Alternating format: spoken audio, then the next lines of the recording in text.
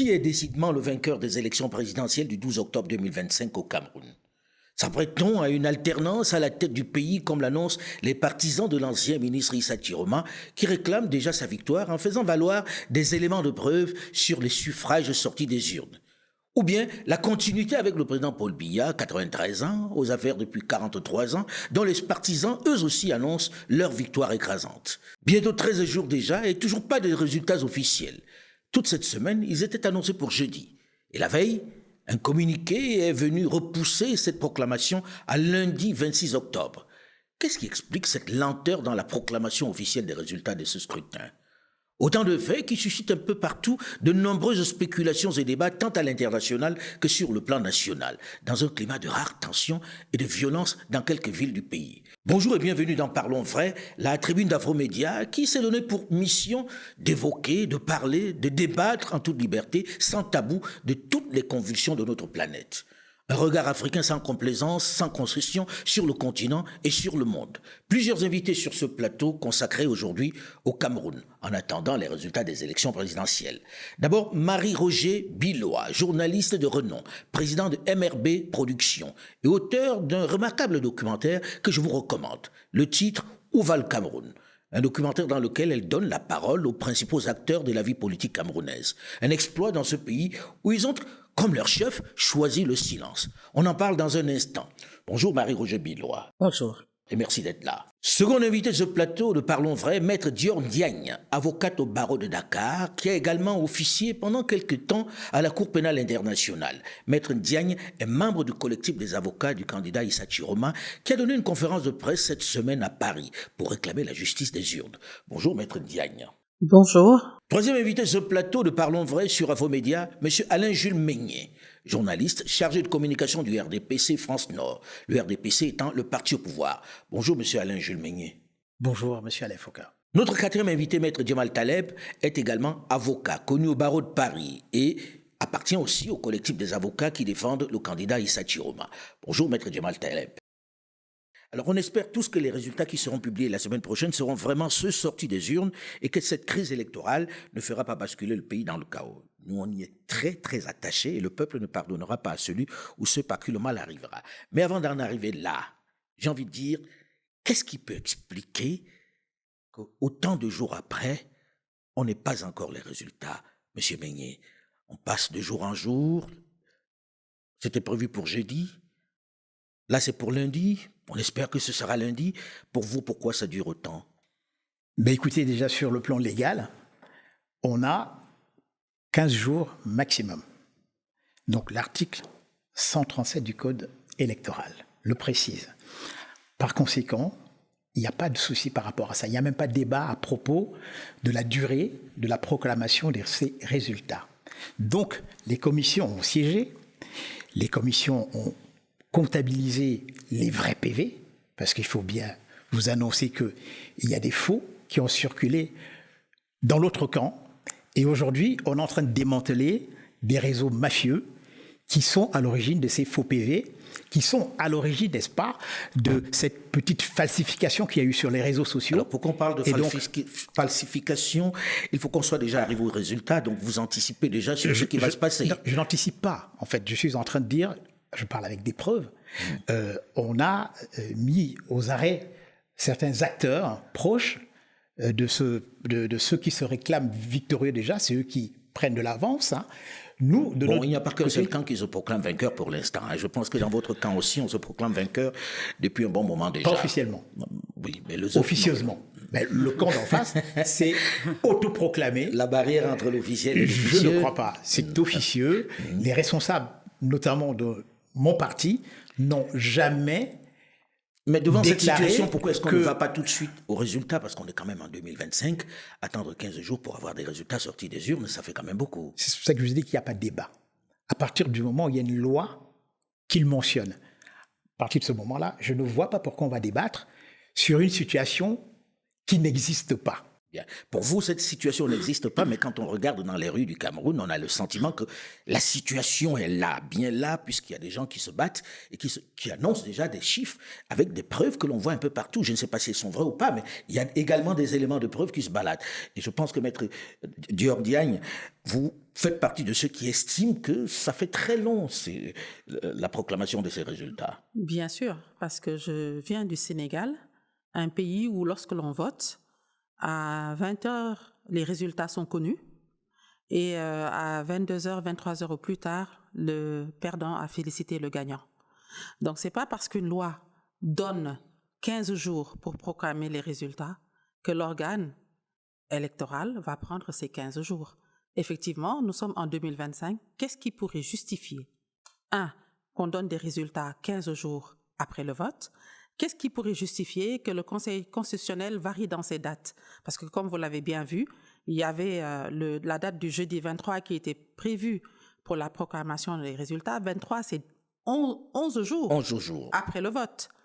Il y a une date de renvoi le 27. Espérons même que le 27, nous aurons des résultats. Mais en tout cas, il est clair que je ne sais pas aujourd'hui dans le monde où est-ce qu'on prend 15 jours pour proclamer des résultats. S'il y a un débat, c'est pas parce qu'il y a un article qui dit qu'il faut 15 jours au maximum, parce que c'est ça en fait, pour proclamer les résultats, qu'on va aller au maximum.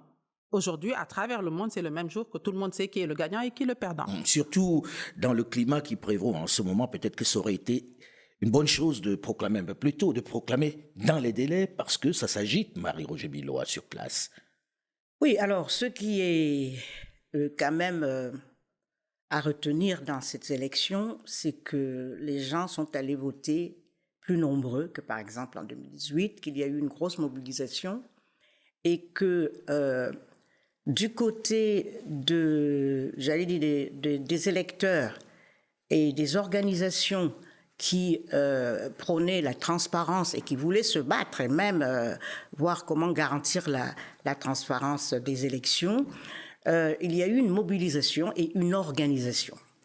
C'est-à-dire qu'ils ont appris des erreurs du passé, où on a vu, par exemple, un candidat en 2018 qui a saisi le Conseil constitutionnel et qui pouvait seulement montrer des preuves de fraude, effectivement, mais il n'avait pas une image globale. Et c'était difficile de prouver une victoire. On pouvait dire, compte là, tenu cet du nombre endroit, de bureaux de vote, voilà, et il pouvait pas, c'était difficile. Voilà. Or, cette fois-ci, les choses se présentent tout à fait différemment.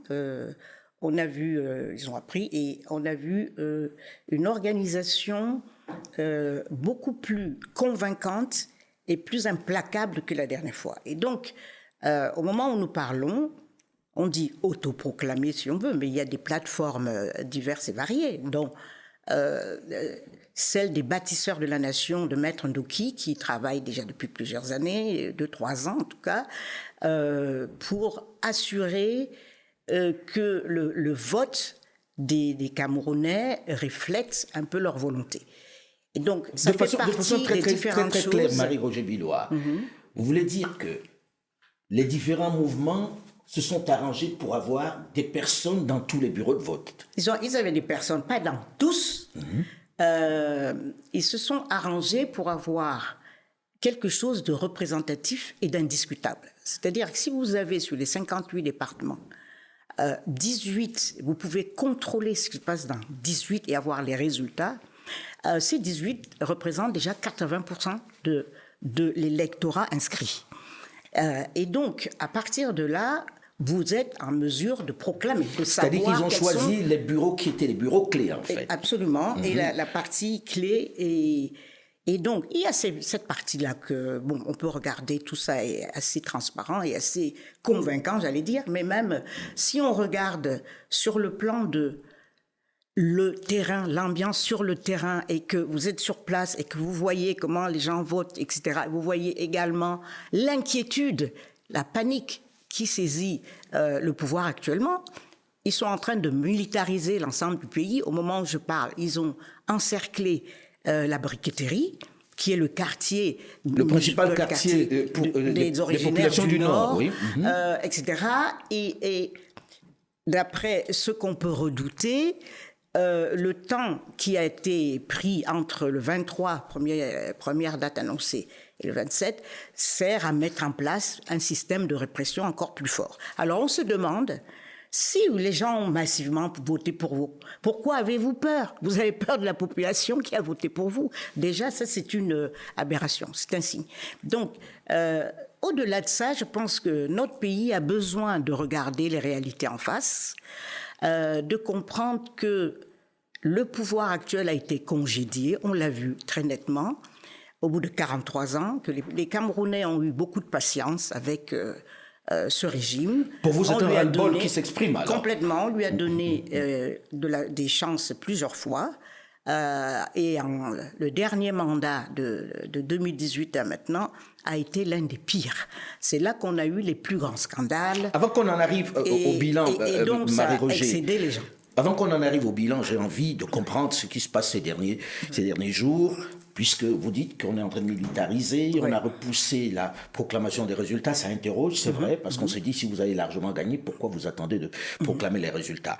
Mais est-ce que ça donne le moyen, est-ce que ça justifie le fait qu'un candidat, en la personne du ministre Issa Chiroma, puisse dire « j'ai gagné ». Sur quelle base, maître, vous pouvez aujourd'hui dire que le président Issa Chiroma a gagné ces élections aujourd'hui?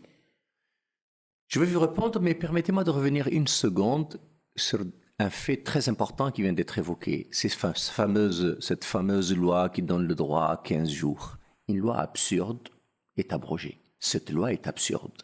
Il n'y a aucun pays au monde où on est capable de dire « nous allons proclamer les résultats 15 jours après ». Et dans le même pays, l'audit du fichier électoral est discutable. L'accès aux médias est discutable.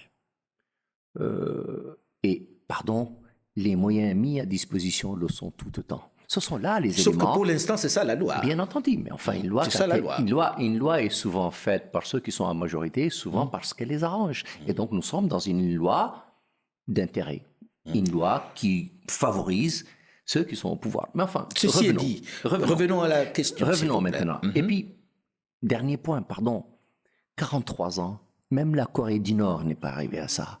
Et vous pouvez difficilement dire « j'incarne un avenir, à 43 ans, après 43 ans de règne ». L'âge n'est pas un crime ni un délit, mais l'âge est une réalité. À 92 ans, 93 ans, peut-être 1 ou 2 ans de plus, vous allez dire aux Camerounais « donnez-moi ce temps de plus, ce que je n'ai pas fait à mon âge quand j'étais jeune, ce que je n'ai pas fait pendant 43 ans, je le fais maintenant ». Je reviens maintenant à votre question, pardon évidemment pour cette digression que vous n'attendiez pas. Le président Chiroma, le président élu, a fait un choix, Marie-Roger vient de le dire, qui est assez original. Je n'ai pas les moyens de l'État, je n'ai pas la possibilité dont l'État dispose pour aller dans tous les départements. Mais mieux, dans tous les bureaux de vote, un représentant. Je n'en suis pas capable. Mais comme il sait lire une carte électorale, comme il sait déchiffrer un fichier électoral, il s'est dit une chose toute simple. Je vais regarder les départements, les bureaux de vote et les endroits où l'expression à elle seule représente environ 80-83 du corps électoral. Et sur cela, je vais me concentrer en sachant que si mon résultat arrive à un niveau très élevé, la sincérité du scrutin ne peut jamais être mise en cause par les 17% qui restent. C'est un choix qui a été fait. La question maintenant, c'est est-ce que les PV présentés par le candidat sont authentiques? Est-ce que le suffrage exprimé correspond à la réalité ou pas? Il est tellement transparent qu'il a mis ça sur Internet, sur son site de campagne. Il est tellement transparent qu'il a demandé un audit qu'il soit fait. Et donc, si quelqu'un met ça en cause, et on a le droit de mettre ça en cause, parce qu'après tout, il s'agit d'un candidat, prouvez-lui le contraire. Le problème, c'est que ceux qui ont Elecam entre les mains, les médias entre les mains, le ministère de l'Intérieur entre les mains, eux n'ont pas été capables, 13 jours après, on me dit 15, jusqu'à lundi, de nous présenter le début du commencement d'un fichier sérieux, le début du commencement d'un PV sérieux. Et donc, c'est très compliqué de convaincre les gens de la sincérité de cette démarche-là. Et donc, naturellement, à partir du moment où il a fait donc, le travail qui a été fait dont tout le monde reconnaît que c'est une organisation quasi millimétrée. Et cette organisation-là lui a permis à la fois de comprendre l'ampleur de sa victoire et l'ampleur du résultat tel qu'il l'a obtenu. Et pardon, si quelqu'un doute aujourd'hui qu'après 43 ans, et à l'âge où il est, on n'est pas rejeté, là, c'est un point de qu'il y a vue. un souci. On va donner la parole à M. Meignet pour répondre à ça très clairement. Oui, ça me fait beaucoup rigoler. J'ai l'impression que nous sommes là dans une espèce de théâtre, des théâtre de boulevard, dans le musée des horreurs. J'ai l'impression que c'est une vue de l'esprit, où des gens se lèvent un beau matin et se retrouvent, n'est-ce pas, dans ce théâtre de boulevard où il n'y a que de la danse, il n'y a que de la musique, de la boisson, où on s'enivre et on se perd. La fameuse théorie des 18, je vais vous dire, monsieur Djemal, la théorie des 18, il faut savoir ce que c'est. C'est une sorte de bâtardise. Je m'explique. À partir du moment où vous parlez, n'est-ce pas, de 18 commissions qui prouvent votre élection, et après, derrière, vous dites que vous avez eu 1 330 000 votants, considérons qu'il y a 8 millions d'électeurs, arrondissons ça à 1 300 000 d'ailleurs, et je vais vous dire quelque chose. Quand vous faites le ratio de tout ça, vous comprenez tout de suite qu'ils sont complètement à la rue. Je dis bien à la rue. Pourquoi? Simplement parce qu'ils attribuent 54%, je crois, au président autoproclamé de Facebook, on va dire ça comme ça, pour parler trivialement. Et le problème, c'est qu'on attribue au président Paul Biya 700 voix. Calculez. Maintenant, si on considère que l'abstention, c'est 50%, ça veut dire quoi? Il y a eu 4 millions d'électeurs. Où sont les deux autres millions? Vous attribuez ça à qui? Et là, on se perd. Pour vous, les 2 millions seraient Les 2 millions sur... Il y a 12 candidats. Donc, les 2 millions-là, vous attribuez ces voix à qui au niveau de ces électeurs-là? Donc, c'est une fumisterie.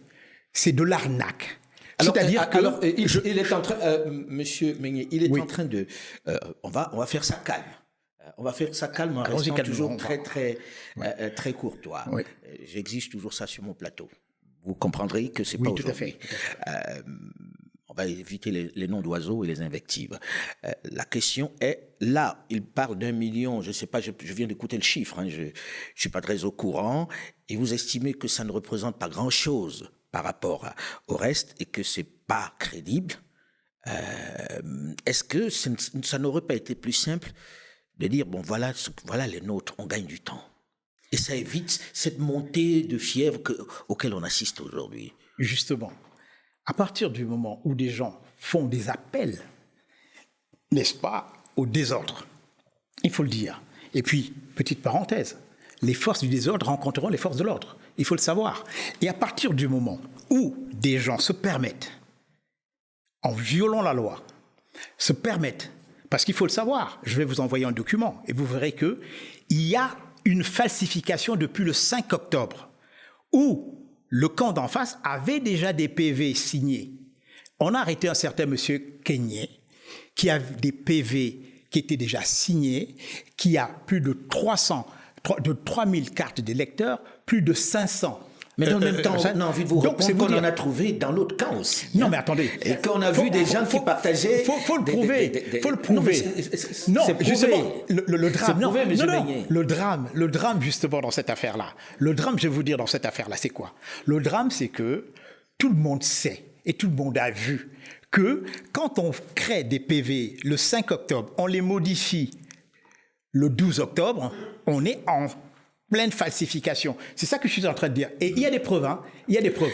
Vous savez, la même personne. J'ai tellement vu de preuves. En fait, je termine. Non, je peux plus. Je termine. Ouais. Une même personne sur ces documents-là vote. Je ne connais pas forcément la ville, mais la deuxième ville je connais. Vote par exemple à Kolofata, ok, dans l'extrême nord. La même personne sur ce document, n'est-ce pas, ces PV préfabriqués, la même personne vote à Douala. Donc d'ubiquité, la personne est à la fois Kolo Fata, à l'extrême nord, et la personne est à Douala, dans le littoral. Mais c'est énorme. Des incongruités, Une incongruité on en a incroyable. connu pas mal. Donc voilà, Alors, on va c'est un peu redonner ça. la parole à Maître Dior Diagne. Franchement, à ce jeu-là, on peut rester ici jusqu'à 20 heures.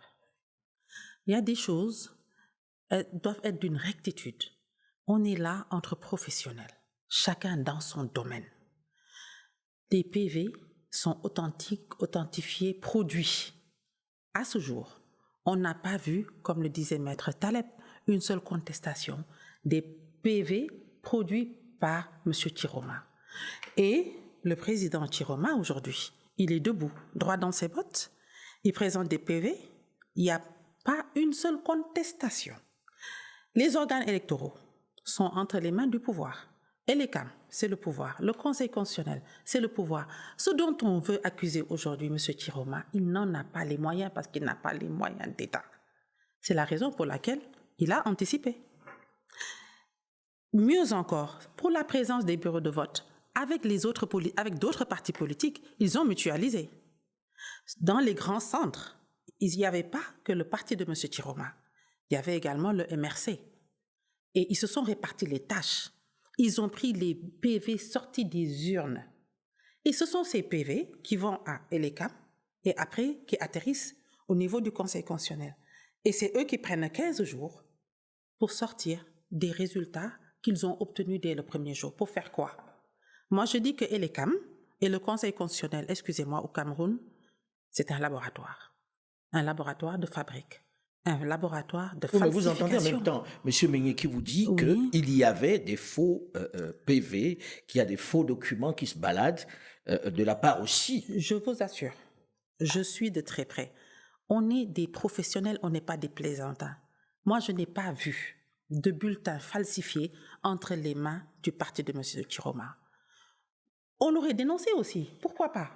De toute façon, les résultats aujourd'hui qu'on a en notre possession donnent M. Chiroma vainqueur. M. Chiroma, anticipant surtout, mais parce qu'il y a eu des sites. Il y a également le regard, je pense, du peuple. Qu'on les mettait au fur et à mesure. Vous ne verrez nulle part un endroit ou un site où ces PV ont été falsifiés. C'était PV authentique, mais par contre, ce qu'il y a à noter, et ça c'est très intéressant, il y a une foultitude de votes impossibles. Et ça, je pense qu'on va en venir. Des résultats tout simplement impossibles. Comment ça? On y est. Donc, s'il y a des choses qui peuvent être mises sur la table, mettons-les tout de suite sur la table, puisqu'il vient d'en parler également. Marie-Roger, pensez-vous que dans ces zones-là qu'on appelle du Nozo, de Yaoundé, de Douala, de Bamenda, de Boya, etc. M. Biya peut obtenir 100% des votes. Non, mais expliquez. Ils le savent eux-mêmes. Oui, d'accord, mais je veux dire, cette incongruité-là ne peut sortir. Mais est-ce qu'il y a des chiffres où on dit qu'il a 100% des votes dans le Nozo? En tout cas, est-ce que ça a été dit pour l'instant? Vous savez, pour accréditer les résultats qui ne vont pas manquer de sortir du Conseil constitutionnel, ils ont quand même lancé des ballons de sonde qui font rire totalement.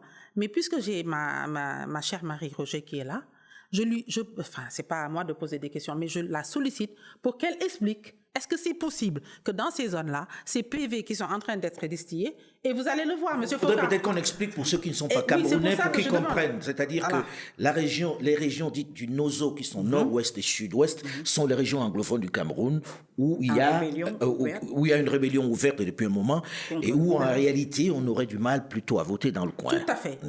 Alors, notez ça. On a vu les PV. Vous allez le voir parce que le Conseil constitutionnel va sortir des PV.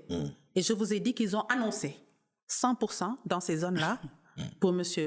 Biya. Dans ces zones, je pense que c'est les anglophones, c'est la ville des grèves, c'est la zone des rébellions et des villes mortes. C'est les zones de protestation contre le régime de M. Biya. Vous allez voir ce que le Conseil constitutionnel nous a préparé comme menu dans ces zones-là. C'est devant nous. C'était d'abord prévu pour le 23. Maintenant, on nous dit que c'est pour le 27. Vivement. Alors, avant de revenir à Marie-Roger, est-ce que, sérieusement, on peut imaginer 100% de vote pour le régime en place dans le Nozo, dans la région anglophone? Non, je dis juste, je voudrais juste qu'on ait... J'entends bien, mais je ne veux pas répondre comme ça, tout de go, vous savez. Il faut dire des choses, et les choses telles quelles. Savez-vous que s'il y a 5 personnes, n'est-ce pas, dans un bureau de vote, et que les 5 personnes votent, ça fait 100%. Donc, il faut faire très attention quand vous avancez des choses. Ce type de bureau de vote, c'est un peu rare. Oui, quand même, attendez, non, c'est une Surtout façon dans la de parler. Il faut région que les choses soient claires. Hein. Dans la région Ça veut de dire Vaud. quoi? On a dit que dans ces zones, madame, on n'a pas dit qu'il y avait 5 personnes qui ont voté. Non, ou madame, pas. On a dit madame, que c'était difficile j'ai de l'impression que voter. vous ne comprenez pas. Merci, Est-ce expliquez-moi. que vous ne comprenez pas? Je suis en train de dire que ne restons pas dans ce vaudeville-là. Ce que je suis en train de vouloir vous dire, c'est que, avant de répondre à la question, j'ai dit qu'il peut avoir, parce qu'il ne faut pas nous parler de 100%, comme si ça veut dire que toute la population a voté. C'est de ça que je suis en train Mais de bon, c'est un parler. résultat, En revanche, global. Marie-Roger Billois. bien sûr, mais 5 personnes. On va passer la parole à Madame Marie-Roger Billois, s'il vous plaît. S'il vous plaît. Bon, la région est un peu difficile pour pouvoir voter en toute sérénité. C'est un peu plus difficile. Marie-Roger Billois, vous qui êtes camerounaise, qui avez vécu toutes ces élections pendant toutes ces années dans les différents médias où vous étiez, qu'est-ce qui fait que ça soit aussi tendu ce coup-ci? Alors, je vois le débat qui s'enlise pas dans les chiffres et les manipulations, parce qu'on dit on a saisi des gens avec des cartes, enfin tout ça, c'est le type de montage qu'on connaît. Ce qui est important ici, et que j'ai observé, je vous dis, je ne connais personne, à part le régime et les gens du RDPC, et encore pas tous, qui doutent même de ce résultat. Je peux vous dire. Ah bon? Absolument. Je peux Non, vous attendez, dire. soyons sérieux. Vous voulez dire qu'il y a des gens du RDPC qui douteraient de la victoire de leur camp? Mais absolument, il y a beaucoup de gens du RDPC et vous serez très surpris, peut-être même pas d'ailleurs, Si, je suis surpris. qui ont voté pour Chiroma. Et Ah oui. cette année, je vous dis, il y a une situation spéciale et je crois qu'il ne faut pas perdre de vue qu'il s'agit d'un pays, le Cameroun. Et le Cameroun, c'est le Cameroun comme dit quelqu'un. et le Cameroun qui est, au bout de 43 ans de ce règne, qui a eu par moments des embellis, mais qui maintenant s'est complètement dégradé et qui a épuisé les gens. Ils se sont épuisés eux-mêmes. Ils ont créé un environnement où plus rien ne fonctionne pour personne. Et je dis, même une partie des privilégiés aimeraient qu'il y ait quand même des routes, que politiquement on sache qui dirige le pays, qu'on ait des interlocuteurs, que ce pays avance, qu'il y ait de l'eau. Beaucoup sont dans cette situation aujourd'hui. Et c'est ça qui m'a frappé. Et on peut faire des débats de chiffonniers, mais c'est évident qu'il y a dans le pays une volonté de changement qui a été portée par Chiroma comme un catalyseur des revendications sociales. Parce que ce qui s'est passé, il va même au-delà de sa personne. Vous avez vu, au moment où Camto a été écarté, la population attendait une consigne. Qu'est-ce qu'on fait maintenant? Voilà, il y a une bonne partie de... Voilà. Il y avait quelque chose de flou, chacun ne savait pas comment se positionner. Et dès que cette Union pour le changement a désigné un candidat, nous soutenons Chiroma, il y a quelque chose qui s'est passé que nous avons tous observé. C'est comme si les gens attendaient qu'on leur dise pour qui voter. Et ça a été massif. Et même, on n'a même pas eu besoin des consignes des partis. Le MRC a dit, je ne donne pas de consignes, débrouillez-vous. Mais les gens n'ont pas attendu après ça. Et on voit même différents Finalement, partis. ils ont donné une consigne, non? À la fin, oui. Mais même au-delà de ça, les autres partis, personne ne les écoutait plus. Ils se sont dit, qui est en meilleure position pour remporter cette élection qui n'est qu'à un tour. Pourquoi Chiroma? Il y avait d'autres Eh candidats. ben voilà, il y a des raisons objectives, peut-être parce que c'est un ancien membre du gouvernement qui sort de là, qu'il a de l'expérience, qu'il a un certain âge, et que surtout, il était appuyé par une plateforme où il y avait un programme de transition. On a dit, il n'est pas là pour toujours, il est là pour 3 ou 5 ans, je crois qu'il en a 5 ans, et que son rôle consistera à remettre le pays un peu en état de marche, revoir les institutions, etc. Et donc, ça, c'est quelque chose qui parle aux gens. Et je crois aussi que, même au sein du RDPC, les gens se sont dit, ça va nous permettre de nous régénérer. Un parti, au bout de 43 ans, il est usé, on l'a vu. Et je parle de gens avec qui j'ai parlé. Je peux vous dire que...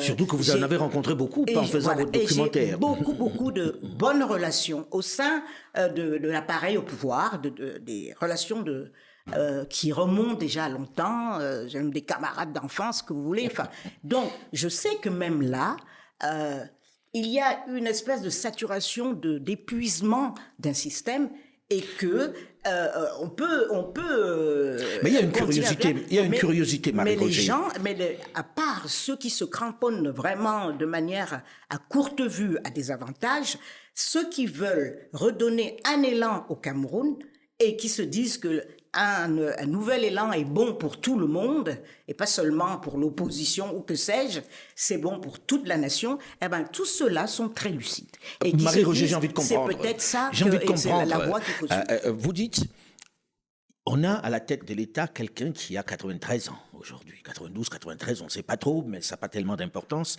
l'année. 93 ans, qui tient la machine. Vous dites qu'il y a des gens au sein de cette machine qui n'en veulent pas. Qu'est-ce qui fait que ça continue alors qu'on en soit là aujourd'hui? Peut-être que ces gens-là auraient, s'ils ne veulent plus de ce pouvoir-là, décidé de proclamer ces résultats-là le plus tôt possible Eh et ben, on en finit. Je dirais que beaucoup sont effrayés. Il y a des gens qui ne sont pas très courageux non plus. Ils vous parlent, mais ils n'osent pas prendre des décisions. Et c'est ça aussi qu'il faut saluer chez Chiroma. Chiroma a été, comme on sait, un membre du gouvernement pendant très longtemps. Et lorsqu'il a quitté le gouvernement, il n'a pas renié ses compagnons. Ce n'était pas un reniement. Il a juste dit... On a un président absent, on ne peut plus, on n'a pas d'interlocuteur, on ne sait pas quoi faire, il ne tient plus de conseil de ministre depuis 14 ans. au moins, et avant c'était pas non plus très régulier, et que là ça s'est aggravé, il y a des clans qui se bagarrent. Donc c'est plutôt ça, c'est-à-dire ce vide à la tête de l'État qui fait que un pays est à la dérive et qu'on ne sait même plus. Il y a des mafias qui se sont mises en place, qui ont assassiné sauvagement Martinez Zogo et qui pensent, et qui font notre confrère Martinez Zogo et qui pensent que ils peuvent agir en toute impunité. Donc, et je veux dire, on est fatigué de parler des scandales au Cameroun. Et je peux vous dire, à vous titre parlez carrément personnel, de mafia. Ah non, mais je veux dire, pendant longtemps, quand je me baladais, je me présentais comme Camerounaise, on me dit « Ah, le pays de Samuel Eto'o ». D'abord, Roger Mila. De Roger Mila. Roger Mila. On me disait aussi Samuel Eto'o ou Manu Dibango, on le citait beaucoup. Maintenant que tu dis Cameroun, on dit deux choses. C'est pas le pays le plus corrompu au monde. J'ai beau dire Noé, c'était avant, maintenant, enfin, tu sais pas comment répondre. La deuxième chose qu'on te dit, mais vous avez le président le plus âgé, là, qui veut plus partir, ça fait 50 ans, évidemment, avec des caricatures, du truc. Donc, je vous dis, c'est un pays c'est pas seulement en perte de vitesse, mais qui s'est effondré. La Côte d'Ivoire et le Cameroun, il y a 20 ans, il y a 30 ans, ils étaient à peu près au même niveau. Et même le Cameroun, j'ai fait mes études là-bas, le Cameroun était un pays économiquement plus développé. Et c'était les deux jumeaux. Le Cameroun et la Côte d'Ivoire ont à peu près une taille géographique, enfin une superficie similaire.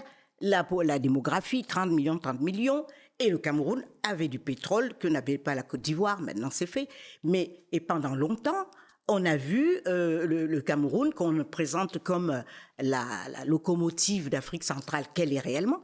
On a vu le Cameroun s'enliser dans la mauvaise gouvernance, la corruption et les projets non exécutés, etc. Enfin, on ne peut plus faire la litanie. Les gens qui le vivent au quotidien ont donc congédié ce régime. Ça, c'est clair et Alors net. quand vous dites congédier ce régime, on a envie... Bon, on aimerait déjà lundi pour voir les résultats qui vont être proclamés. Et maître, vous êtes là pour dire que vous êtes sûr de la victoire. Est-ce que ça n'est pas un peu dangereux d'annoncer ça avant? Est-ce qu'on n'aurait pas pu d'abord aller au Conseil constitutionnel comme certains l'ont fait pour faire des recours? Or, on a vu que dans le cas de Chiroma, il n'y est pas allé. Je vais répondre par, encore une fois, une deuxième digression. Dior, Diagne et moi, nous sommes des Ouest-Africains. Et ce que Puisque vous êtes originaire de Mauritanie. Voilà. Ce que dit Marie-Roger Biloa est d'une évidence et d'une clarté totale et absolue. Si vous nous posez la question, nous, les Ouest-Africains, on vous dit le pendant de la Côte d'Ivoire, c'était le Cameroun. Et c'est un pays qu'on prenait au sérieux, qu'on admirait, dans lequel on avait envie de faire des études. Posez la question aujourd'hui à n'importe quel Ouest-Africain, c'est quoi le Cameroun? Et la réponse va vous décevoir, mais absolument. La deuxième chose, c'est que, et vous avez tellement raison de citer Mila, Eto'o, Et pardon, vous êtes assez modeste, vous-même. Mais vous, infocable. Je veux dire, le Cameroun, pour nous, c'est tout ça. C'est une élite de très bon niveau. C'est une classe moyenne d'excellent niveau. C'est une diaspora à l'étranger qui nous fait rêver. Mais tout ça est fini. Alain Jules, tout à l'heure, parlait de rire. Et bien moi, je ne peux pas rire. Et je pense que les Camerounais, eux, rient encore moins. Pourquoi ? Parce que l'image donnée de leur pays, c'est quoi ? C'est un président grabataire. C'est un régime à la soviétique. Non, à la Corée du Nord. C'est une opacité qui est inimaginable.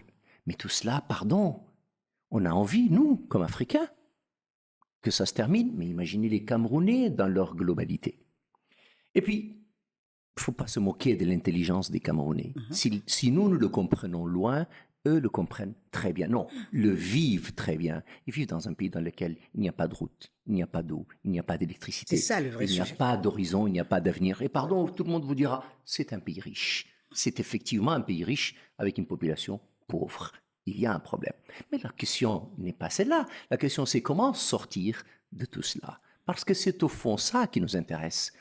Ça ne peut pas être un président qui est plat depuis 43 ans. Ça ne peut pas être un homme de cet âge. Ça n'a aucun sens. Alors, vous me direz, Thioroma, peut-être, peut-être pas. Mais en tout cas, ce que vous avez dit, Marie-Roger, est tellement vrai. Les Camerounais, eux, se disent, celui qui est en situation de changer la donne, nous allons nous accrocher à lui. Et Thioroma a été celui-là. Oui, mais Thioroma faisait partie de cette classe politique. Non, et bien entendu. Mais vous tout le monde savez, fait partie. il l'a dit lui-même. Il dit, j'étais là pendant 26 ans, ministre, c'est ça? Eh bien, j'y ai mis fin. Il vaut mieux s'arrêter et faire autre chose Voilà. que de venir Voilà. plutôt vers une situation qui ne marche pas. Absolument. Bravo à lui. Et donc, lui s'est dit, ma situation était heureuse, très heureuse. Mais j'y mets fin et je vais passer à autre chose. Pardon, probablement que je vais me faire pardonner mes péchés. Les Camerounais, en tout cas, le comprennent très bien, si péché il y a d'ailleurs.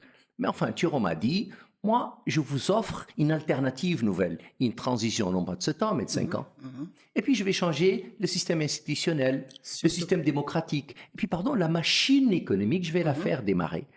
Les Camerounais, pardon, qui ne rient pas parce qu'ils vivent une situation dramatique, se disent, c'est monsieur qui a l'exercice du pouvoir, qui est finalement un homme qui a la dimension d'un homme d'État et probablement c'est lui qui est capable de nous donner une situation nouvelle. Maintenant, vous me dites, est-ce que vous êtes sûr d'avoir gagné?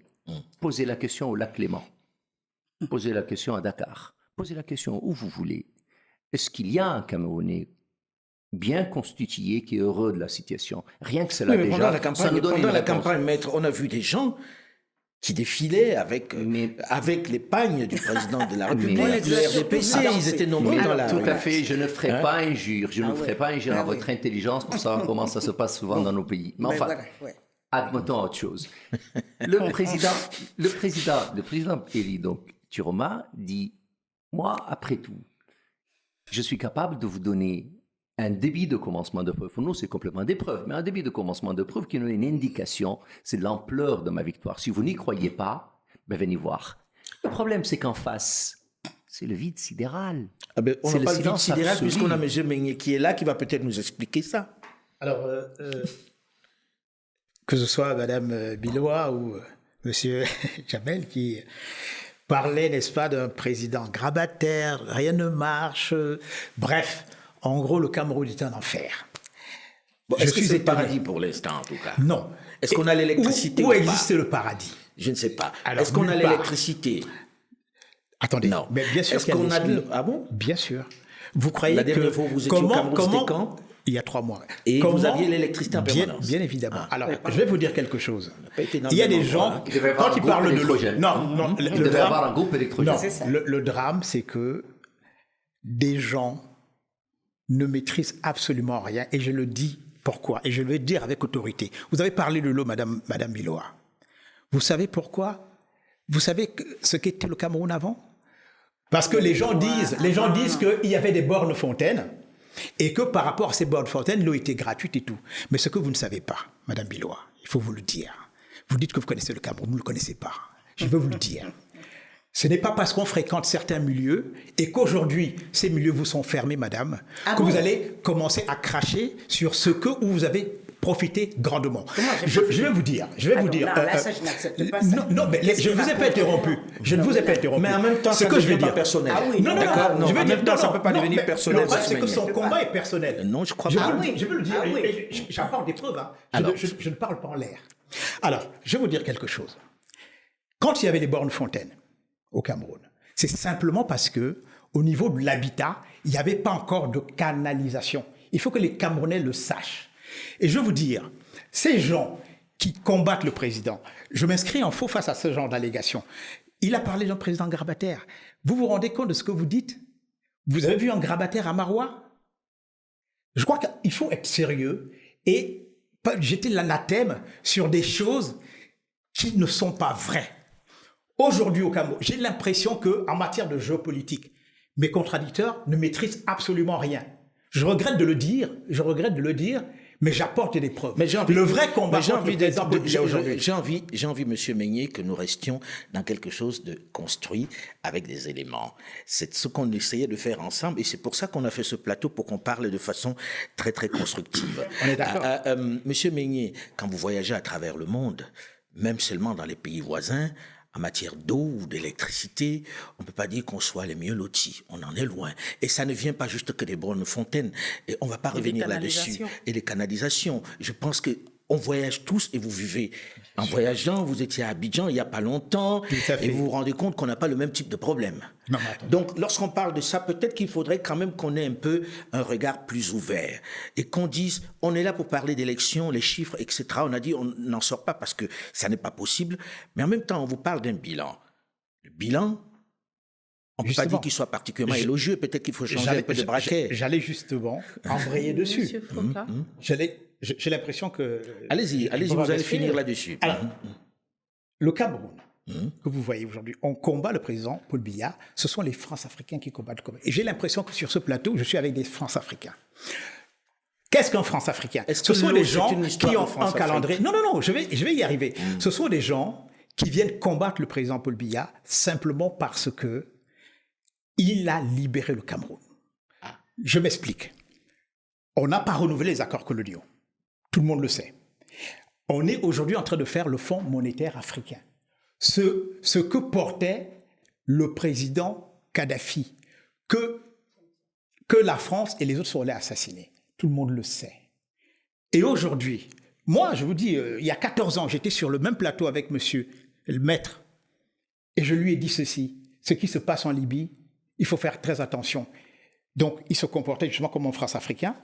Ouais, Kadhafi, c'est ceci, Kadhafi, c'est cela. J'ai fait une prédiction, j'ai dit, vous allez voir ce qui va se passer au Sahel. Parce que il y a un arsenal en Libye. Donc, et aujourd'hui, on sait. Donc, aujourd'hui, il faut à tout prix. Serait le Kadhafi d'Afrique centrale. Ben, c'est clair. Ah bon? Allez-y à l'AES. Vous êtes à l'AES, forcément. Et on va vous dire que tous ces gens s'inspirent du président Paul Biya. On n'a pas dit ça. Non, moi je vous dis, les gens avec qui je parle. On n'a pas dit ça. Maintenant, le vrai combat aujourd'hui, c'est lequel? C'est la libération du Cameroun. La libération du Cameroun face à ces accords léoniens. La libération du Cameroun parce que le président Paul Biya, c'est le seul président en Afrique qui a préservé les ressources. Et quand je dis tout à l'heure que Mme Biloua ne connaît pas le Cameroun, est-ce qu'elle sait ce qu'il y a dans la réserve du Dja? Elle ne peut pas. Est-ce qu'elle sait ce qu'il y a à l'extrême nord? Elle ne sait pas. Et il y a quoi donc? C'est pour cela que je parlais de superficialité, où des gens sont là, ils ne maîtrisent aucun dossier, mais se permettent de jeter l'anathème on aimerait bien sur connaître les ces dirigeants. dossiers-là, parce que je sais pas, non. Si c'est des dossiers occultes, vous c'est comprendrez pas bien. occulte. Madame Biloua est quand même journaliste. Non, je sais très bien. Journaliste de renom. Et je pense qu'en je dis matière de elle a perdu connaissance du dossier... Elle a perdu de sa superbe. Non, je pense que... Qu'elle aille à la SNH, et elle va comprendre beaucoup de choses, notamment la raffinerie qu'on est en train de faire. Vous savez pourquoi? C'est pour l'indépendance. Voilà. Monsieur Foucault. Mais bon, on a attendu 43 ans pour faire cette... Non, il fallait se libérer d'abord. Madame Georgiane. Voilà, je vous marche sur la langue. Mais franchement, il faudrait qu'on revienne au sérieux sur ce plateau-là. Pendant 43 ans qu'on a attendu, c'est maintenant qu'on va libérer le Cameroun. C'est maintenant à 93 ans que M. Biya va libérer le Cameroun. Mais on a beau aimer M. Biya, mais il y a quand même les limites de la nature. Mais à 93 ans, qu'est-ce qu'on veut encore demander au président Biya qu'il n'a pas déjà fait pendant ces 43 ans? On nous dit sur ce plateau qu'on vient pour libérer le Cameroun. Après 43 ans de règne, à 93 ans pour un mandat de 7 ans. Il faut quand même, sur ce plateau, qu'on revienne au sérieux. Pourquoi? J'ai remarqué que M. Meunier, très courtois, très gentil, passait son temps à ricaner, alors que le sujet est sérieux. Et quand il est en difficulté, il veut s'attaquer à Mme Bilowa, et comme vous l'avez dit, chers confrères, c'est une icône. Quand on est en face d'elle, on est fier. C'est vrai. Et vraiment, il faut au moins qu'ils le lui reconnaissent. Maintenant, pour en revenir au Cameroun, parce que nous ne sommes même pas là pour juger les gens. Il y a un problème aujourd'hui qui se pose. Le Cameroun est à la croisée des chemins. Le Cameroun s'est levé comme un seul homme. Moi, j'étais à Dakar quand les gens ont voté. Avant d'entrer même dans le Cameroun, toute la diaspora, vous avez vu ce qui s'est passé, mais les Camerounais de l'extérieur, c'est des Camerounais. Vous avez vu un endroit, un pays dans la diaspora où M. Biya a gagné les élections à part un seul pays dont je ne me souviens plus. Russie. C'est la Russie? Madame, Mais désolé, je ne vous ai pas, non, parce que coupé. c'est faux. Je ne vous avais pas coupé. Je prends Dakar, mais à 20h, j'entendais les cris parce que je suis voisine de l'ambassade du Cameroun à Dakar. J'ai vu tous les résultats, mais à 20h, les Camerounais de Dakar étaient libérés et ça criait partout. Ils ont été majoritaires partout. Ce qui s'est passé là-bas, c'est passé à l'intérieur. Mais pourquoi? M. Chiroma a proposé un programme. Mais vous avez vu l'adhésion populaire des meetings de M. Chiroma? Un meeting ne fait pas une élection. C'est ce que j'allais dire. Mais quand même, ça sert un peu à donner... un climat. Surtout que les tenants du pouvoir ont fait des meetings. Il y en a un, je pense que c'est le président de l'Assemblée nationale, qui a 10 ans de moins que M. Biya, qui a dit, quand vous serez devant l'urne, prenez la carte de RDPC, déchirez-la ou votez blanc, mais ne votez surtout pas pour le RDPC. Ce n'est pas de sa faute. C'est parce qu'il n'est plus là. C'était un lapsus. Non, il n'a pas dit que ça. Hein. Il a dit plusieurs choses et ils ont été obligés de venir arracher le micro de ses mains. Tout le monde l'a vu. Mais, à Maroua. Mais aussi, on a vu le président Biya. Moi, je ne veux pas parler de l'âge du président Biya parce que c'est l'Afrique. Et nous avons beaucoup de respect pour les vieux. Mais vous savez comment nous, on les traite? Mais vraiment, on les retire de tous les circuits pour éviter tout ce qui se passe actuellement et on s'en occupe et on les honore. Mais on les met pas comme ça devant une population pour les rendre ridicules. C'est pas nous notre culture, ce n'est pas notre histoire. Mais on a envie de vous dire, quand vos arguments tiennent ce qu'ils tiennent, et chacun peut y adhérer à sa manière, mais la réalité aujourd'hui, c'est que les gens se disent, quand vous dites tout ça, et que les gens au Cameroun ont peur, ils se disent, est-ce que vous ne risquez pas de susciter quelque chose dont on a peur, c'est-à-dire il y a juste ça que je voulais dire. Il y a juste ça que je voulais dire. Vous savez, c'est pourquoi je disais que la situation n'est pas drôle. Dans quelques jours, c'est une prophétie que je fais ici. Quand le Conseil constitutionnel va déclarer vainqueur M. Biya, il va se passer des choses que je ne veux même pas imaginer parce que quand même nous sommes là et nous réfléchissons. Et je vais vous dire autre chose. Ça peut être perçu comme une menace. Hein? Non, une mise en garde. Ce n'était pas une menace. Parce que vous savez qui est menacé actuellement? Le président Chiroma. Depuis hier, ils disent qu'ils vont aller le chercher pour l'enfermer. Pourquoi? On est en démocratie normalement. On a voté. Pourquoi est-ce qu'on doit aller chercher le... Et vous n'êtes pas apparemment au courant d'une autre situation. Est-ce que vous savez que depuis hier, il y a des arrestations massives et arbitraires au Cameroun? Partout. Je veux dire qu'on est en train de menacer les Camerounais qui ont choisi de voter Chiroma. On a dit qu'on va aller chercher Chiroma. Vous savez quand même qu'il y a un bouclier humain important autour de sa maison. Et aujourd'hui, qu'est-ce qui se passe? Les arrestations ont commencé. Un climat de terreur pour un parti qui a gagné. Le parti au pouvoir a gagné. Pourquoi se comporte-t-il de la sorte? C'est quoi le problème? Mais est-ce qu'on ne doit pas craindre des violences? Parce que personne n'a envie qu'on entre dans les violences, maître. Est-ce que le fait d'entrer dans ce cycle-là, est-ce que le président Chiroma n'aurait pas pu attendre que le Conseil constitutionnel ait déclaré vainqueur pour rentrer dans cette bataille-là? Excusez-moi. Alors moi, je suis... Le Conseil constitutionnel, c'est attendre quelque chose du Conseil constitutionnel. Attendre le Conseil constitutionnel, c'est attendre quelque chose du Conseil constitutionnel. Et ce n'est pas le cas. Excusez-moi, confrère. Alors, non, nous sommes avocats. Et donc, on se refuse tous les deux de sortir du rôle qui est le nôtre.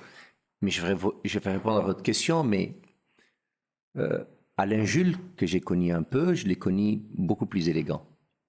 Il en a perdu un tout petit peu ce soir. Qu'il s'en prenne à moi, parce qu'il considère que je suis visiblement un digne représentant de la France-Afrique, c'est la première fois que j'entends ça. Surtout, c'est loin de ce que j'écris.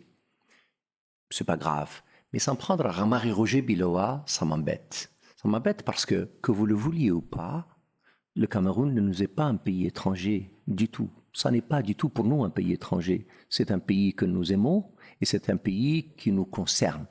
Et Marie-Roger Biloa ne vous appartient pas vous seul, elle nous appartient tous. C'est une icône du continent africain, c'est la plus grande journaliste du continent africain. On lui doit tout de même un peu de respect. Pour nous, c'est beaucoup. Quant à vous, Alain Jules, allez expliquer que Biya est un révolutionnaire, qu'il incarne l'alternative à la France-Afrique. Franchement, vous aurez du mal à convaincre les gens. Maintenant, le rôle du président Chiroma, ce sont des choix politiques. Le candidat Maurice Kamto, que je salue, en 2018 a fait un autre choix. Il est respectable, il faut le saluer. Le président Chiroma, lui, a fait un choix différent, dans lequel il considère, qu'il ne fait pas de recours auprès du Conseil constitutionnel. Quand vous annoncez que vous ne faites pas de recours auprès du Conseil constitutionnel, que vous ne reconnaissez pas, en tout cas comme entité impartiale, libre, qui va respecter le droit, vous n'avez aucune raison d'attendre ces résultats.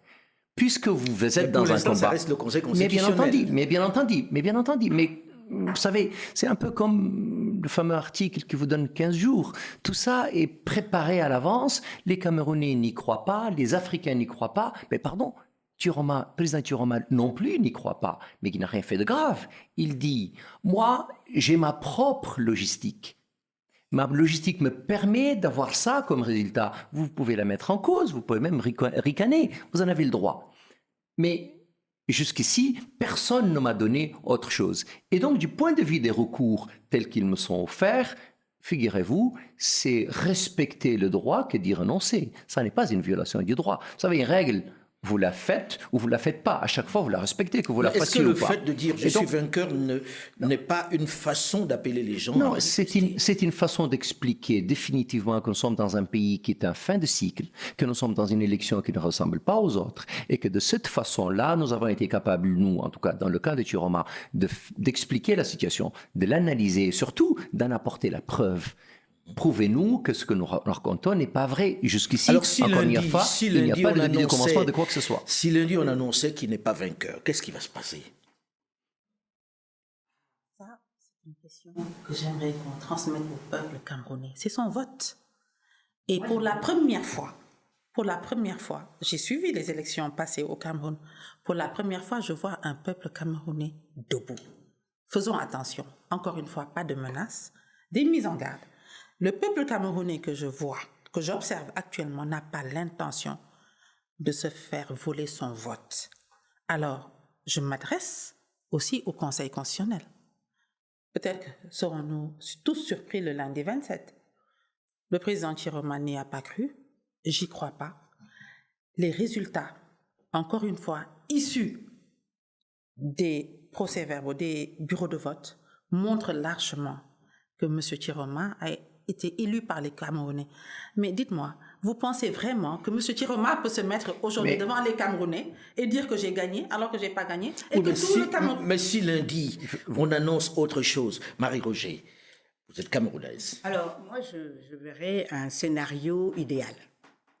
Ce serait que le président Biya, s'il en a encore la capacité, puisque appelle Issa Chiroma Bakary, concède sa défaite et donne l'ordre d'organiser la transition. Et là, les Camerounais vont l'escorter, vont faire un cortège d'honneur pour l'accompagner au village, comme il a dit. Mais il ne peut pas le dire s'il a gagné, Marie-Roger. S'il a gagné, il ne va pas dire ça. Question, si donc c'est ça le scénario idéal. Et on peut toujours rêver. Et pas du pire, mais du meilleur. Mais vous y croyez? On peut rêver du pire, Non, on rêve pour le meilleur. Alors lundi, il y a l'annonce des résultats. Le président Paul Biya est déclaré vainqueur. Vous n'avez pas peur? Comment vous voyez ça, vous? Peur de quoi? Rien. Le peuple camerounais dont tout le monde s'abreuve à sa sauce. Oui, le peuple, c'est qui? Le peuple, c'est qui? Moi, je pose la question à ces gens.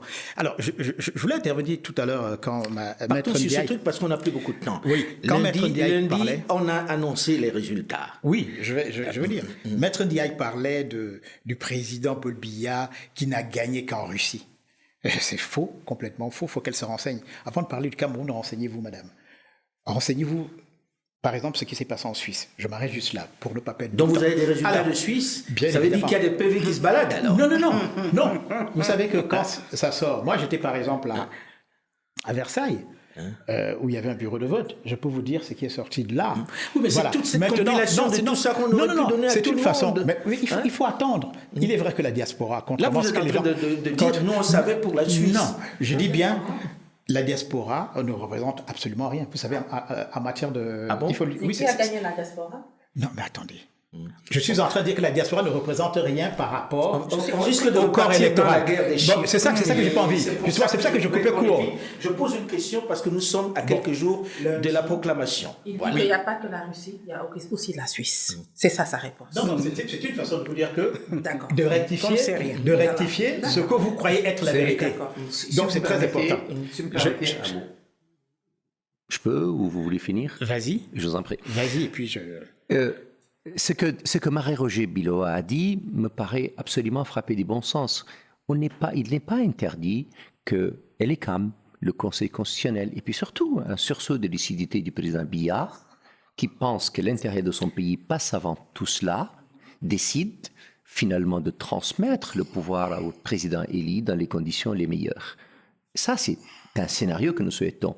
Et puis il y a le deuxième scénario que ma consoeur Georgiane a donné, c'est qu'on n'est pas évidemment à l'abri d'une situation qui peut être chaotique et catastrophique. Et auquel cas, Maître Georgiane, moi-même et le collectif d'avocats, nous sommes vigilants. Et nous allons observer ce dont les Camerounais peuvent souffrir. La cible qu'ils peuvent mettre sur eux. Et à ce moment-là, permettez-moi de vous dire que nous ne céderons rien. Nous ne lâcherons rien. Monsieur Foka. Bon. Autre chose, juste une dernière chose. Voilà. Vous savez pourquoi j'ai peur d'un chaos au Cameroun? Ça fait 10 ans. J'ai passé 10 ans au tribunal pénal international et à la CPI. Je vous assure que les dirigeants camerounais doivent faire très, très attention parce qu'aujourd'hui, le monde a dépassé ce genre de situation où on en parle presque plus qu'au Cameroun. C'est vraiment ce que je voulais ajouter et c'est toujours pas des menaces, c'est des mises en garde. Ok, j'aime bien ces mises en garde, j'aime bien cette façon de voir, d'aller dans le sens de l'imposture, c'est très bien. J'approuve, hein, j'approuve, mais on va voir, vous avez dit que vous allez aller au bout de votre dynamique. Mais il est où l'imposture? Attendez. Bien, mais malheureusement, Mais le temps n'est pas l'imposture. extensible et nous on arrive au terme de cette émission et je m'en voudrais de ne pas évoquer le documentaire de Marie-Roger Biloa, Où va le Cameroun, qui est certainement l'un des rares documents dans ce domaine-là, puisque au Cameroun, il est très très rare de faire parler les hommes politiques. Hein, c'est le monde du silence qui nous empêche, nous journalistes, de travailler, puisque pour que vous puissiez mettre les gens sur un plateau, il faut qu'il y ait toutes les parties. Et ça n'offre pas toujours cette opportunité. Dès que vous tendez le micro, tout le monde vous dit « j'ai besoin de l'autorisation qui vienne du haut ». Et ça vient jamais. Généralement, ça nous interdit de faire des émissions. Donc je voudrais, avant qu'on ne parte, que l'on voit d'abord un extrait, puis on va en parler pour terminer ce magazine. Un extrait de Où va le Cameroun, qui est ce documentaire, qui est sur les réseaux sociaux, que vous pouvez regarder sur YouTube, et bientôt sur plusieurs chaînes africaines qui les rediffuseront. Nous avons voulu écouter ceux qui ont le pouvoir aujourd'hui et ceux qui pourraient l'exercer demain, et avons sollicité tous les principaux représentants de la classe politique camerounaise et des membres de la société civile. Le pire ne viendra pas, même le diable, qu'il prenne d'abord le pouvoir au Cameroun et on verra après. Amen. In his position, I will open up. He said, well, listen, all of you want to be president. Let's have a meeting. Let's discuss. We'll do a transition. And then we'll do the elections. We'll clean up the electoral code. We do the elections. Somebody is elected. And I bow out. À cet âge-là, on n'a pas la capacité de faire ce qu'il faut. On a vu 42 ans de prospérité, on a vu quand même 42 ans de liberté, on a vu 42 ans de développement des infrastructures. On a un pays qui est pris en otage par moins de 100 personnes. Il n'a plus le pouvoir physique avec ses contraintes, ses exigences. Il n'a plus la force pour exercer. Donc, lui au pouvoir aujourd'hui, en vérité, c'est pas lui qui gouverne. On s'aperçoit que, par exemple, durant les 14 dernières années, le chef de l'État qui préside aux destinées de notre nation, qui veille à ce que toutes les institutions se déroulent normalement, n'a pas organisé un seul conseil de ministres. À la veille du scrutin du 12 octobre, la possibilité d'un changement qui viendrait des urnes n'a rien d'une évidence face à un système quarantenaire en campagne pour sa perpétuation. Les discours qui encouragent le repli ethno-tribal se radicalisent et présentent l'alternance comme une menace mortelle pour les uns ou comme une revanche à conquérir à tout prix pour les autres. Marie-Roger Biloa, comment vous êtes parvenu à faire parler tout ce petit monde qui généralement est très très taiseux?